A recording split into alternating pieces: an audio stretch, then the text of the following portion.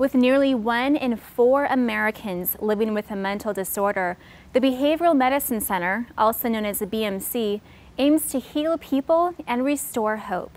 In fact, last year alone, the BMC saw nearly 30,000 patients. Recently, we met with one of them. Here's his story.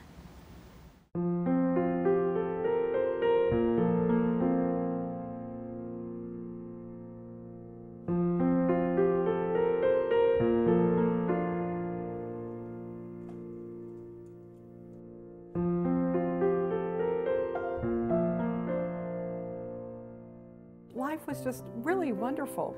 We had a nice house, we had food on the table. I had a caring mother, caring father, and my little brother we were the best friends. The biggest problems we did have was trying to figure out who was going to carpool, what kids to what activities, and what we were going to go do on the weekends, and whether the kids were having a pool swing party and having all their friends over. That's our life before. And then by about 12 years old, when things started so changing. And we had this tree in front of my house, and I don't remember ever, going outside and playing with the tree or anything like that beforehand.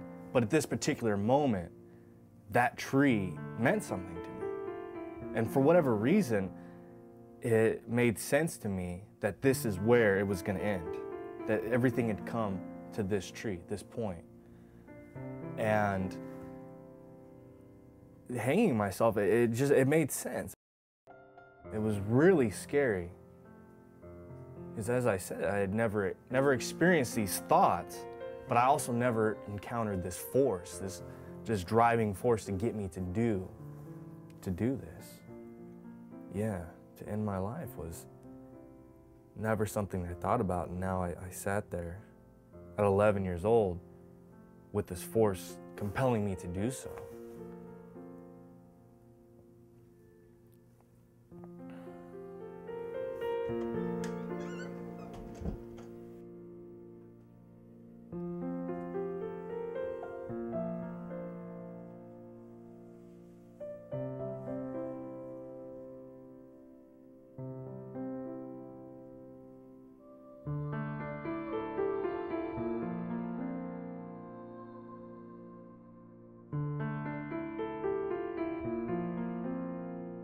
Around the same time, after this had been progressing, all of a sudden I started drinking.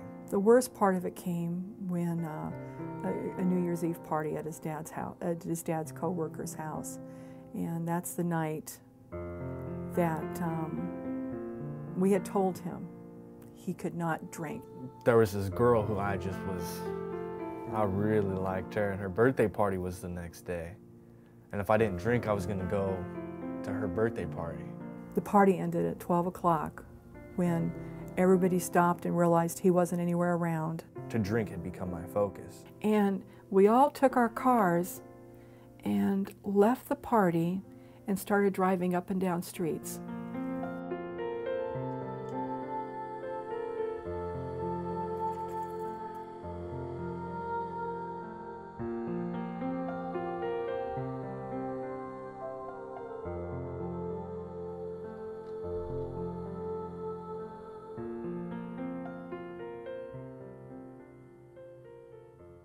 They're shining their flashlight out of their car, and they see, can you imagine, they see my son passed out literally on railroad tracks. My first moments in 1998 were awakening in the arms of my father's coworkers as they were dragging me back to the party that I had ruined. When I talked to him about it, it's like, what are you doing? Again, it's like, what are you doing? Why are you doing this? He could never answer. He just couldn't, he just gets so frustrated. I don't know, I just got to do it, Mom. And there I was, this kid with nothing in common with anybody, trying to figure out how it is that I'm going to live my life, make it to the next day. And that is a lonely feeling. And being drunk and ready to go, it literally is just It's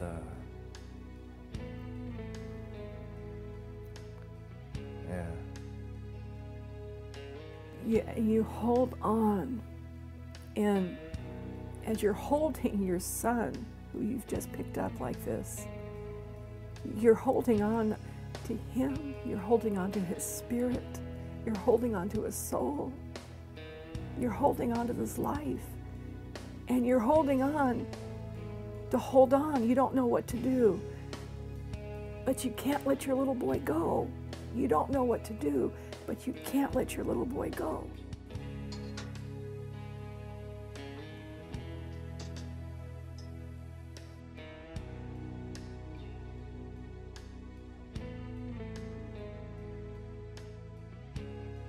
The morning after he was okay is when we found the Behavioral Medical Center right here in Redlands.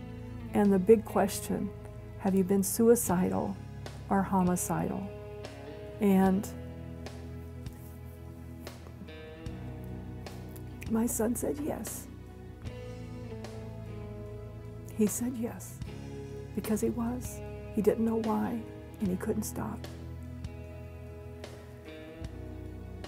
So she just gently got up and came out to get me and said, we need to put him in the hospital because he might hurt himself. And I will tell you, as I light up here right now, what it felt like to know your kid was safe as a parent.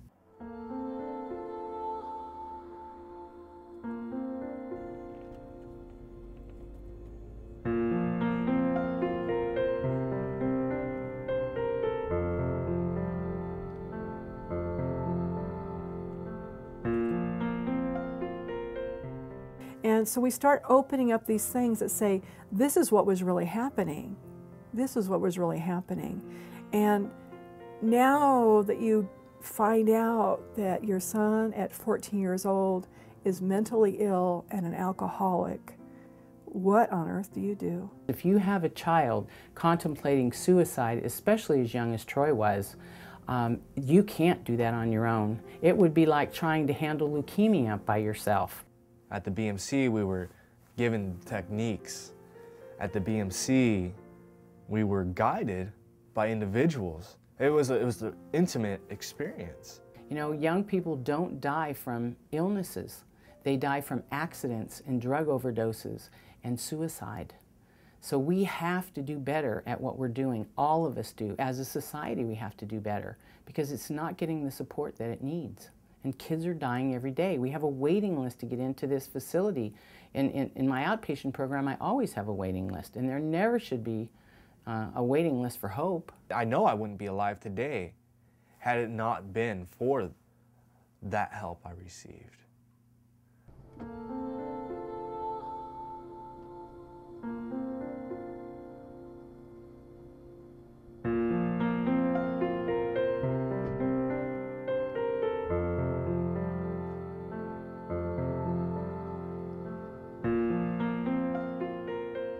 And you look back at where you came from. And actually, even if you tell people the story, they can't even believe it. Now that I'm 24 years old, I've lived this life side by side other people, living normal lives. I've overcome what I started out with. I'm going to school. I'm pursuing a degree in sociology, and I just want to be able to give back. Hey Troy, you're a contestant. Good to see you. Look forward to seeing you speaking.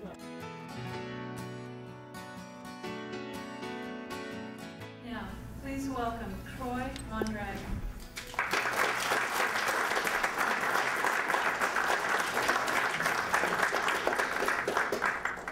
Troy Mondragon, Why I Fight. And so today, I stand here at 24 years old, no longer imprisoned by the alcoholic life, no longer consumed by the madness of mental illness. Although I do know for a fact there are some ex-girlfriends who would beg to differ on such issues. Today I come to Toastmasters to learn how to use the tools of effective communication. Because today I speak to inspire. It's one of those things that's no shame. There's no shame in being mentally ill. The only shame is if you don't go get help for it. First place goes to Troy Mondragon.